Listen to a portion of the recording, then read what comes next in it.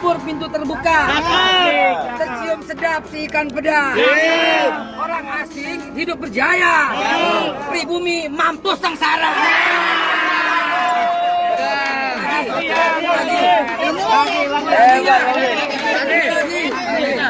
Gadis manis kebaya biru, dibalut indah, jilbab ungu. Bentar lagi kita pemilu, insya Allah presiden baru.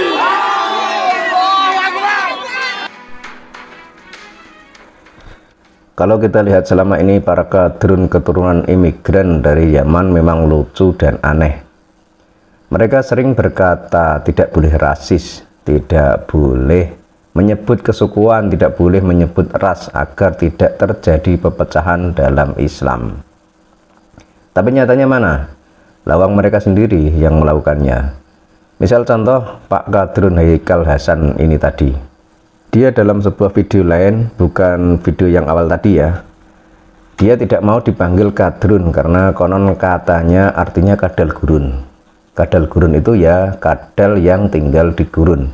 Intinya adalah kadal yang jahat, begitulah.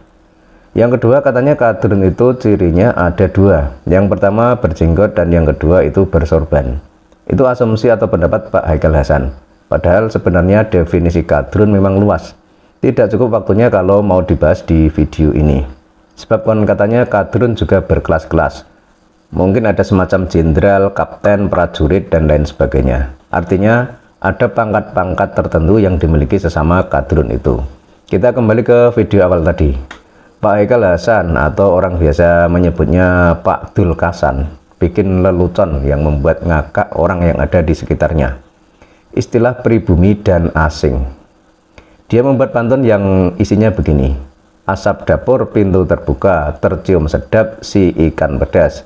Orang asing hidup berjaya, pribumi mampus sengsara. Pantun ini mungkin bagi dia semacam kritikan, sindiran, atau malah mungkin ejekan. Yang entah ia tujukan kepada siapa. Ketika kalimat pribumi mampus sengsara, ia berdiri dengan nada yang agak keras, seolah mengatakan, syukurin loh orang pribumi. Lah seperti ini kok masih saja ada yang menganggapnya bila Islam, bila bangsa, bila tanah air. Bila Islam yang mana? Bila bangsa yang mana? Bila tanah air yang mana? Tanah air Yaman.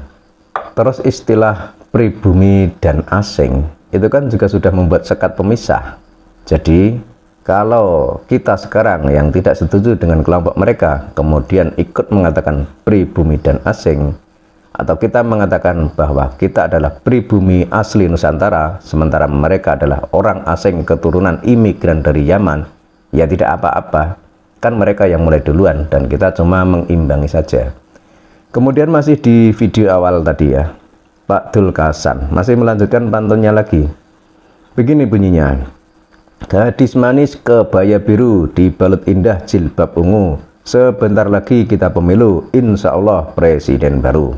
Kali ini ekspresi kemarahan kembali ditunjukkan ketika menyebutkan kalimat insya Allah presiden baru.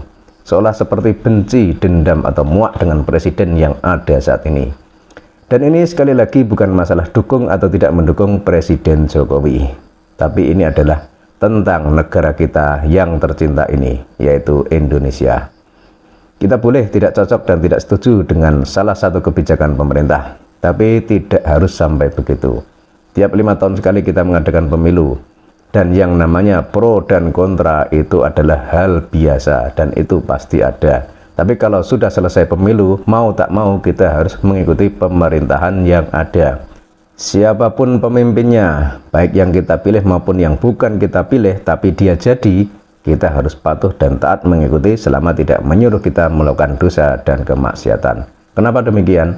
Ya karena presiden yang terpilih itu adalah yang diinginkan oleh orang banyak di negeri ini, bro. Artinya apa? Kita boleh beroposisi, boleh mengkritik, tapi arahnya harus jelas, yakni untuk kepentingan rakyat Indonesia. Bukan hanya untuk kepentingan pribadi atau golongan. Apalagi cuma pesanan dari seseorang yang benci dengan pemimpin yang ada, kemudian ingin membuat negara menjadi kacau. Kita kembali ke video awal tentang pantun Pak Dul Kasan tadi. Menurut Anda bagaimana? Yang dimaksud pribumi itu siapa dan yang dimaksud asing itu siapa? Silahkan tuliskan komentar di laman komentar. Terima kasih.